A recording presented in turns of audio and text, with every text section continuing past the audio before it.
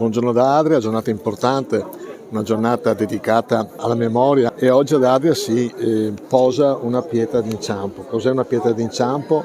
Un piccolo blocco quadrato di pietra, 10 cm x 10 cm, ricoperto di ottone lucente, posto davanti la porta della casa nella quale ebbe l'ultima residenza un deportato nei campi di sterminio nazisti. Questa pietra ne ricorda il nome, l'anno di nascita, il giorno e il luogo di deportazione e la data della morte. Qua siamo davanti alla casa di Guido Anselmo Ravenna, che è nato ad Adria nel 1878, arrestato ad Adria, deportato nel campo di sterminio di Auschwitz e purtroppo non è sopravvissuto. Fu arrestato nel 1944, il 1° agosto, fu detenuto nel carcere di Padova, poi dopo nel punto di raccolta di Trieste, nella risiera San Sabba di Campo, e purtroppo, dopo la destinazione ad Auschwitz, è morto in questo campo di sterminio.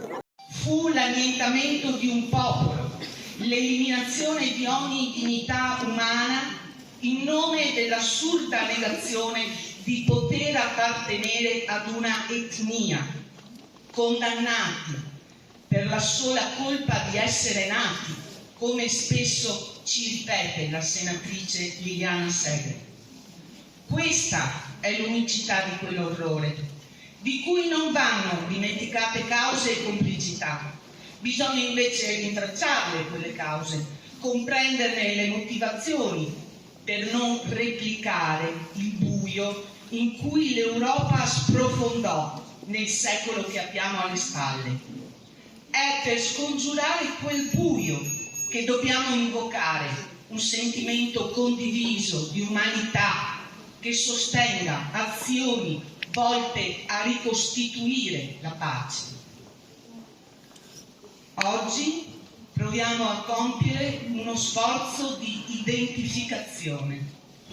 Proviamo ad identificarci nel destino di un uomo mite, una persona squisita, come me lo ha descritto, rintracciando nei suoi ricordi di bambina, Giannina Maestri, parente della moglie di Guido Anselmo, Rosa Maestri, Rosina, come veniva chiamata in famiglia. Ebbene, Guido Anselmo era un cittadino adriese stimato, che svolgeva la propria attività nella sua città, nella nostra città, che aveva affetti e relazioni. Quest'uomo, in nome di una presunta superiorità razziale che destinava gli ebrei, e non solo, allo sterminio, improvvisamente è condannato alla deportazione, alla morte, alla dispersione dei suoi resti e quindi della sua memoria. Il nostro oggi è un atto di restituzione. Questa pietra che poseremo riporta a casa, nella sua città, Guido Anselmo Ravenna. Non celebriamo con questa posa un eroe, citato in qualche manuale di storia. Celebriamo con questa pietra, che è anche di fatto la sua urna, una persona in cui ognuno di noi potrebbe identificarsi per la sua normalità.